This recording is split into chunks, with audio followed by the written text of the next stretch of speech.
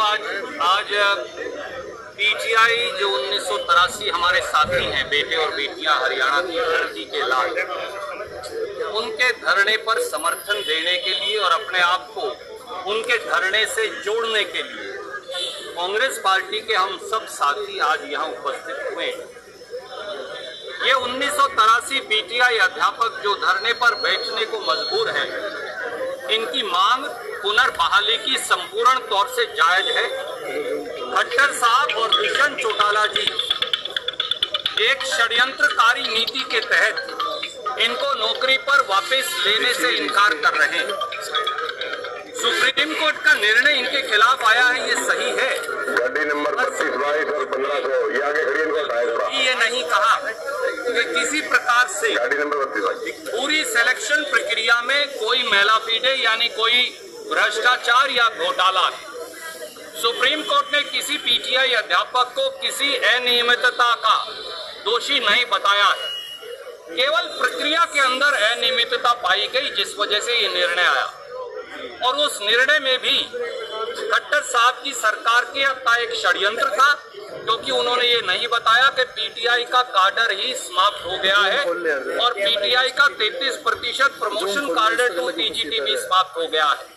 शायद ये दोनों पहलू उनके समक्ष रखकर मानवीय तौर से अगर अपील की जाती तो सुप्रीम कोर्ट इनकी नियुक्ति को खारिज ही ना करती। अब हमारी ये मांग है कि दुष्यंत चौटाला जी और खट्टर साहब सस्ती राजनीति छोड़कर, युवा विरोधी राजनीति छोड़कर, युवाओं का रोजगार और रोटी छीनने की राजनीति को छोड़कर इन पीटीआई अध्यापकों को कानून बनाकर वापस ले। कानून का मसौदा तैयार कर खट्टर साहब को मैंने भेज दिया है, उसकी एक प्रतिलिपि मैंने आज आपको दी है और पीटीआई अध्यापकों को भी दी है। ये कानून पारित कर दे, सुप्रीम कोर्ट का निर्णय इनकी नियुक्ति में कोई आड़ नहीं रह जाएगा। सच्चाई ये है कि खट्टर साहब और दुष्यंत चौटाला जी की भाजपा जजपा सरकार युवा विरोधी है। हर रोज युवाओं के रोजगार को छीनने, कर्मचारियों को नौकरी से निकालने, कर्मचारियों के भत्ते छीनने, कर्मचारियों की प्रताड़ना करने लगता है कि खट्टर साहब का एकमात्र यही ध्येय बन गया है। हमारी ये मांग है कि ये संघर्ष जारी रहेगा और मैंने इन साथियों को ये आश्वासन भी दिया है कि जिस दिन खट्टर सरकार बदलेगी और कांग्रेस की सरकार आएगी, कानून बनाकर अगर इस सरकार ने नहीं मानी मांग तो हम इन सारे 1983 अध्यापकों को वापस रोजगार देंगे। अभी कहा कि प्रक्रिया में खामी थी जिसके कारण तो निकाला गया, तो उस प्रक्रिया में खामी के लिए किसको जिम्मेदार मानते हो? देखिए, कई बार प्रक्रिया में इसीलिए सुप्रीम कोर्ट ने स्पष्ट तौर पर चेयरमैन और मेंबर्स को क्लीन चिट दी है।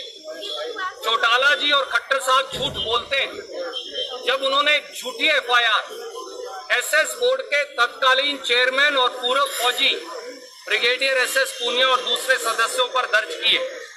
एफआईआर अपने आप में दुर्भावनापूर्ण है, प्रतिशोध और नफरत के कारण है, बदले की भावना से दर्ज की गई है।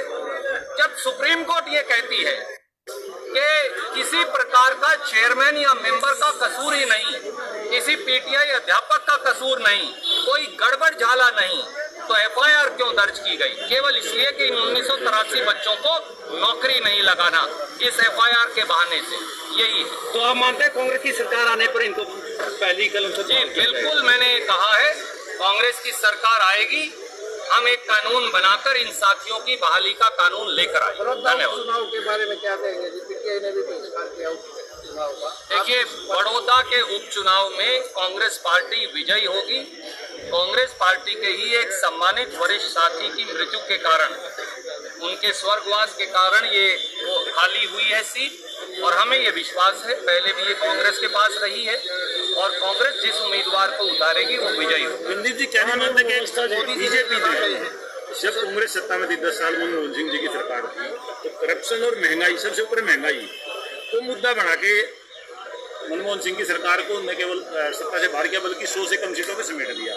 अब महंगाई उससे ज्यादा है, पेट्रोल और डीजल अगर आप खासतौर देखें, और उसके बावजूद इतना बड़ा मुद्दा नहीं बन पा रहा, मतलब इसको जन आंदोलन नहीं बन पा रहा। क्या महामारी भी एक कारण है कि बहुत ज्यादा लोग इकट्ठे? कारण है या आड़ है सरकार? नहीं, सरकार कोरोना की आड़ में पेट्रोल और डीजल को 80 पार करवा दिया।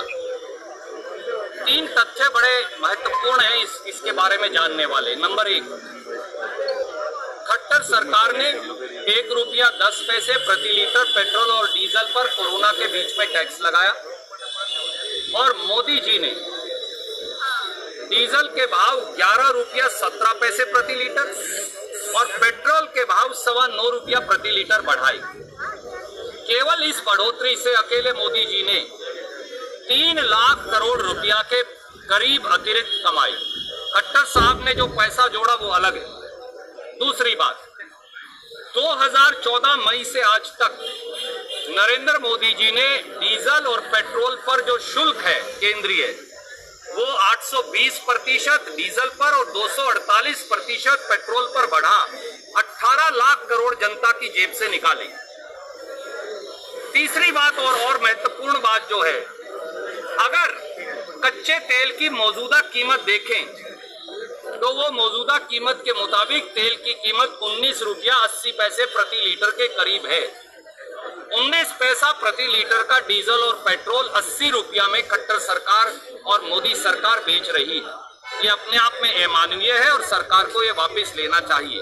बहुत जल्द एक व्यापक और बड़ा जन आंदोलन कोरोना की प्रतिबंध खुलते ही कांग्रेस पार्टी तैयार करेगी।